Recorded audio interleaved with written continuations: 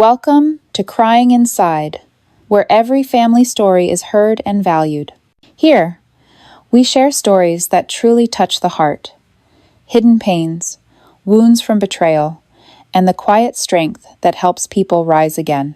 If you've ever cried silently behind a smile, you are not alone. Today, I want to share a special family story, starting with a whisper from a neighbor. We heard shouting coming from your bahe. From that moment, a chain of secrets unraveled, pulling me into a whirlwind of betrayal and forcing me to make a decision that would change my whole family. Please subscribe to Crying Inside, turn on notifications, and leave a comment sharing your story. Maybe the next story we tell will be yours. I had just pulled my suitcase to the end of the alley when I saw Mang Ben, the barangay captain, leaning against the gate with an unusually tense expression. He looked at me for a moment, then stepped closer, lowering his voice as if afraid someone might hear. "We heard shouting coming from your house last night." His words made me freeze immediately. I forced a laugh, thinking he must be mistaken. "Impossible, Mang Ben. I was in Cebu for 10 days working on a project for a client. I'm the only one with the house key." He shook his head, his gaze serious. "Child, I'm not lying. Not just me. Many neighbors heard it too. It didn't sound like an argument.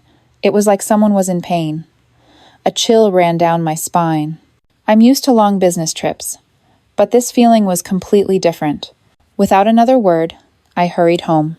The lock was intact. The door showed no signs of being forced open. Inside, everything was so quiet, I could hear my own heartbeat, even tidier than the day I left.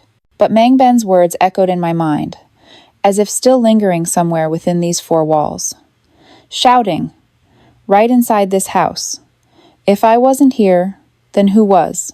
And why was there shouting in the middle of the night? I'm Marisol, 34 years old, single, living alone in a small house in a quiet barangay in Manila. I work as an IT consultant for businesses, a stressful field that keeps me constantly on the move. Some months, I only stay home for a few days, spending the rest flying from city to city, meeting clients, handling back-to-back projects. Living alone lets me enjoy a rare bit of freedom, but it also means the house is often empty. My family is from Cavite. My parents lived a hippie lifestyle in the 82nd free-spirited, believing in sharing everything with family and friends. Even now, they still hold on to old views. Family comes first. Property is just something to share. They never say it outright, but I know in their eyes, me buying my own house while single is a bit selfish. I have a younger sister named Liza, who's married with 2 young kids. Liza is sweet and talkative, but financially she struggles quite a bit. She and her husband live in a rented house with unstable income. Many times, my parents have hinted that I should help her more, sometimes with money, sometimes by sharing living space. I love my family, but I also understand that personal boundaries need respect. The barangay where I live is a close-knit community. Everyone knows everyone, from work schedules to kids' matters, even breakfast habits. The pakikisama culture, getting along and sharing, is really strong here. Whenever there's a fiesta, wedding, or mass at the church, everyone gathers to help each other. This creates a warm neighborhood, but sometimes it also opens the door to privacy being invaded. That's what I started to realize. And it's the reason this family story became an emotional family drama I'll never forget. Because while I thought I was protecting the house as a safe place, those I trusted quietly turned it into somewhere I never knew I was sharing with others. When I walked in, the first thing that hit me was the floor shining so brightly, it reflected every step clearly. I remember clearly the day I left the floor wasn't like this at all. It still had that dull layer of dust, typical of living alone and being busy. Not just the floor, even the living room felt different. Moving into the bedroom, I froze. My bed was neatly made like in a hotel, the blanket perfectly flat, edges folded just right, pillows arranged tidily. I'm not the type to be too messy, but I've never been this meticulous before. The deeper I got into the kitchen, the more overwhelmed I felt. On the spice rack, the jars were rearranged by color and size, while before I always placed them out of habit. Even some decorations on the wall shelf had moved a photo of me in Vigan, now stood where the ceramic vase from Ilocos used to be. I immediately called Nene, She picked up cheerfully. "Oh, Anak, you're home already? How was your trip to Cebu?" I didn't beat around the bush. "Nene, did you go inside my house?" She answered, "Of course, I just watered the plants. Oh, and I wiped the floor a bit because it looked dirty." Her voice was light, as if nothing was a big deal. I hesitated, then hung up. But old memories started flooding my mind. Since I was little, I was used to being asked to share everything with Liza, from the bedroom to personal belongings.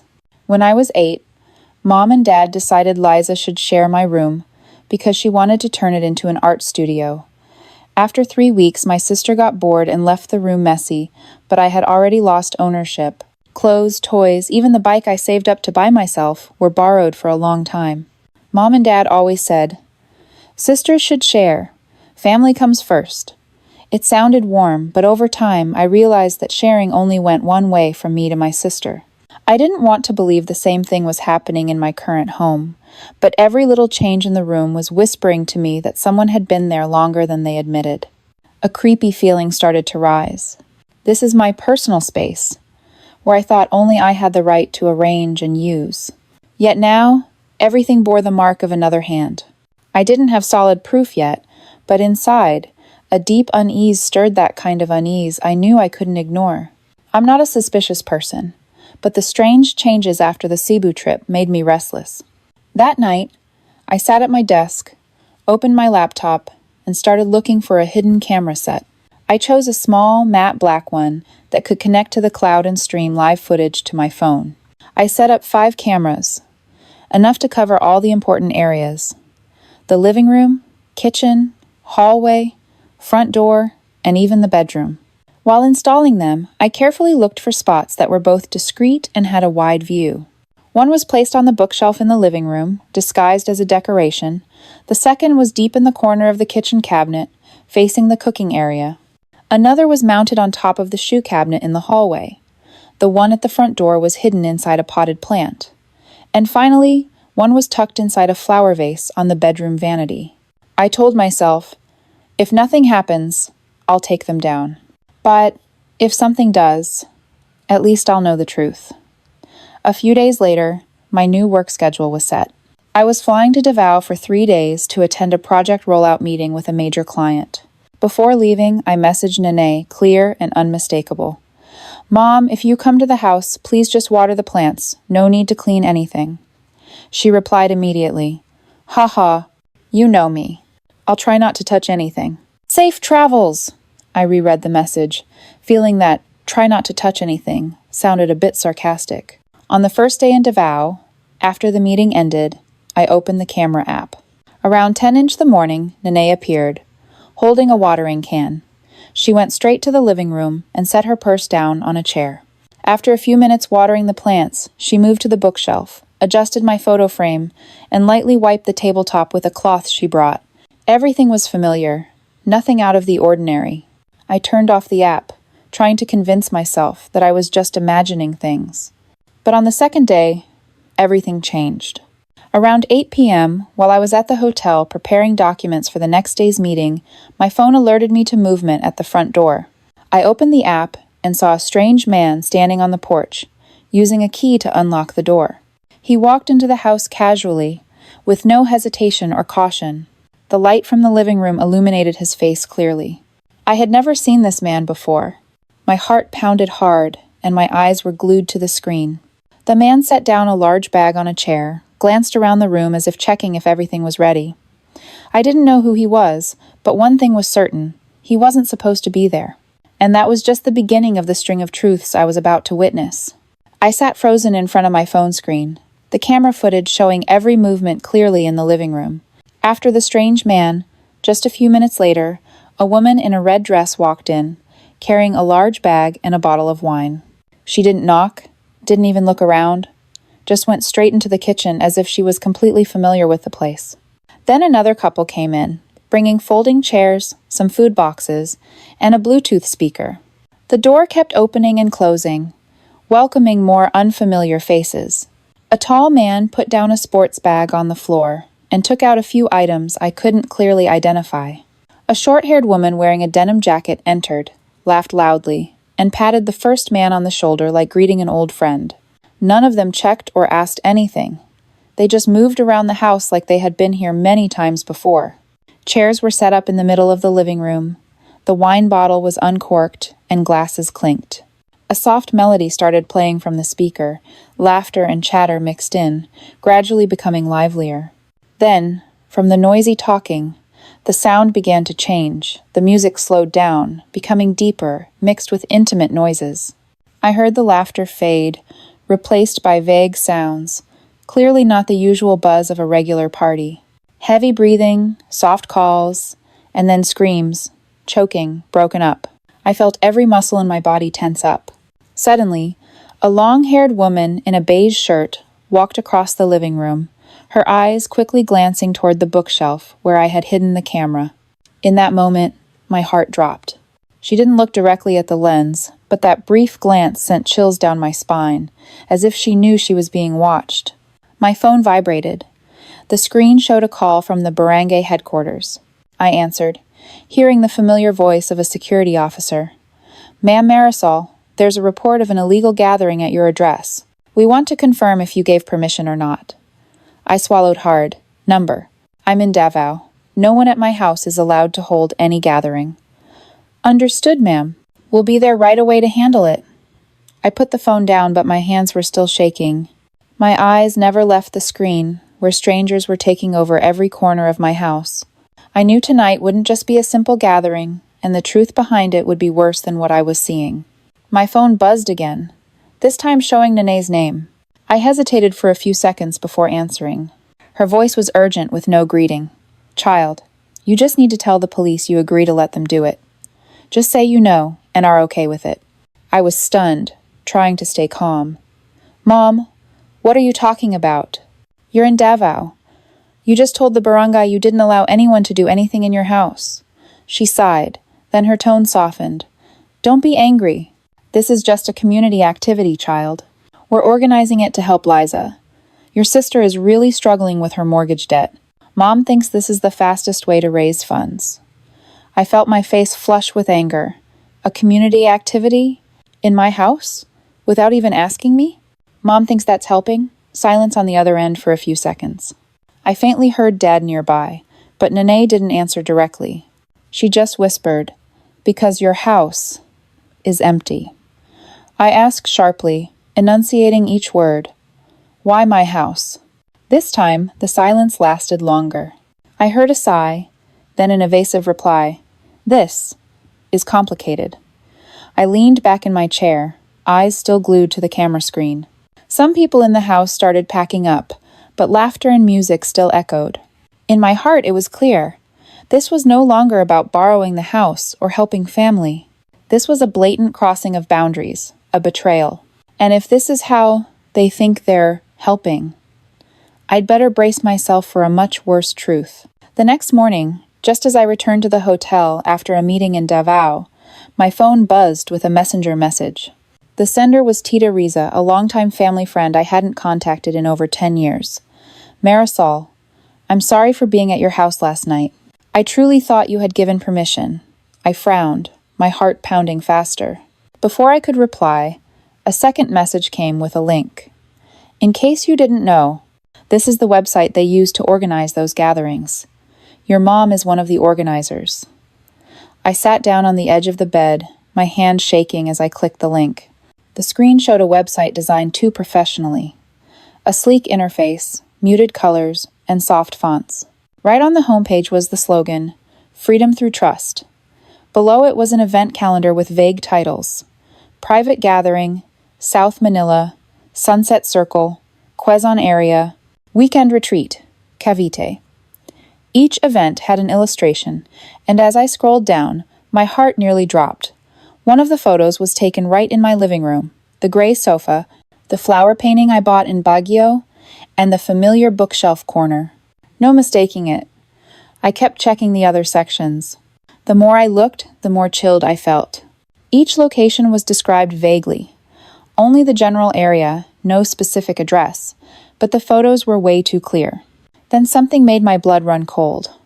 All the event dates in South Manila matched exactly with the times I was away on business trips. Cebu, Davao, even my overseas trip last year. I clicked on the Contact Organizers section and was nearly stunned speechless. The email displayed an anonymous sender name, but the part before the @ was a name I knew all too well. My mom's hippie nickname, just written backwards. A wave of anger mixed with disappointment surged through me. No doubt anymore, this wasn't just a random community event, nor a harmless borrowing of the house. This was an organized, well-planned activity, and my mom was one of the leaders. They didn't just use my house once, but many times, probably all year long, always picking moments when I was away. I sat there, staring at my phone screen, feeling like the foundation of my trust in my family had just been ripped away. The images from last night's camera, the laughter, the shouting, now had an explanation, but one that made everything 100 times worse. If before I thought I could overlook it because they're family, now I knew I couldn't. This wasn't just a betrayal of trust. It was a systematic exploitation. And the most painful part is the one behind everything is actually my mother. 3 days after I returned to Manila, just past noon, there was a knock on the door. When I opened it, I saw my parents standing there, and behind them was Liza, my younger sister, with a cold expression. Nene spoke first, trying to sound gentle. "Anik, we can settle this within the family. No need to make a big deal." I crossed my arms, leaned against the doorframe, my eyes fixed on them. "Settle? How exactly do you want to settle this? After you've used my house for those things?" My father interrupted, his voice calm as if offering a reasonable argument. "We can't use the house in Cavite, you know that. Everyone there knows us. They'll gossip. Your house is neutral. No one knows." I gave a bitter laugh. "Neutral? Meaning it's a safe place for you to do whatever you want without anyone noticing?" Liza suddenly stepped forward, her tone sharp. "Do you even realize what you just did? Now Mom and Dad no longer have financial support for me. Dan and I are about to lose the house because of you. Just because you won't understand or show any sympathy." I looked straight at my sister. "Did you just say financial support? So what they did in your house was to make money so you could pay off debts?" Liza didn't reply, just turned away, arms tightly crossed. Nene sighed. "We just want to help each other. You're always away. Leaving the house empty is a waste." I didn't think you'd react so harshly. I stayed silent for a moment, then spoke slowly. "Did you realize that from start to finish, you never once asked me, 'Do you agree?' Not even once. Everything was a one-sided decision, as if I didn't exist." No one said a word. We stood there, in the doorway, less than a meter apart, yet it felt like two different worlds. Finally, I stepped back inside, my hand resting on the edge of the door. If this is how family treats each other, then I think we have nothing left to say. I closed the door, leaving behind the sighs and footsteps fading away. In that moment, I knew one thing. The bond between me and them was broken, not by a single event, but by a series of disrespectful actions, no permission asked, and no regret shown. It took me nearly a month to sort everything out. Without telling anyone, I contacted a trusted real estate agent, signed the contract to sell the house in Manila, and looked for a new place in Tagaytay. The new house is smaller, but bright, quiet, and most importantly, only I have the keys. The day I finished signing the papers, I went back to the old house one last time. Walking through each room, I recalled all the times I came home after business trips, thinking this was my own safe place. Now, I know how many stories and secrets these walls held that I was never allowed to know. I locked the door slowly, turned the key one last time, then handed it to the buyer. Since then, I haven't contacted my parents or Liza anymore. No apologies, no check-in messages, and no calls from me either. That distance was quiet but clear, a silence everyone understood couldn't be repaired. Some nights in Tagaytay, I'd sit by the window looking out at the pine trees and the small cafes down in the valley. It was a mix of pain and relief. Pain because I knew I lost part of my family. Relief because I finally escaped the cycle of violation and exploitation. I don't know if they ever thought back and regretted it, but I know, for me, this was the only way to keep my peace. And sometimes, peace is a kind of happiness, even if it comes at the cost of relationships you thought would never be lost. Family, to me, is always a place to come back to, a safe embrace amid life's storms. But through this story, I realized a clear truth. Love can't survive without respect. Personal boundaries are the core of that respect, and once those boundaries are crossed, love slowly loses its value. People often say, family is forever. But that doesn't mean you have to accept every violation just because they're family. A relationship, even family, needs to be built on trust, care, and agreement. When those things disappear, even blood ties can become the deepest source of pain. This is not just my story. Here in the Philippines, we have a family-first culture, but sometimes that makes people forget that helping each other doesn't mean taking control away from others. I'm sharing this as a Filipino family story, an emotional family drama, to remind you that protecting your boundaries doesn't make you a bad person. It makes you someone who knows how to respect yourself. If you were in my shoes, would you choose to forgive or cut ties? Share your thoughts. Your answer might be encouragement for others going through something similar. This isn't just a sad story, it's also an inspirational story, that you have the right to choose peace for yourself. Thank you for listening to today's story on Crying Inside. We believe every family story holds valuable lessons, sometimes about love, sometimes about learning to let go. If this story touched your heart, please subscribe to Crying Inside and turn on notifications so you won't miss the next stories. We want to create a community where people can share their pain, find empathy, and heal together. If you have a story, whether joyful or full of tears, please share it in the comments or send it to us. Who knows? The next story might be yours, and it might help someone out there feel a little less alone. See you in the next video, where we continue listening, understanding, and cherishing every story together.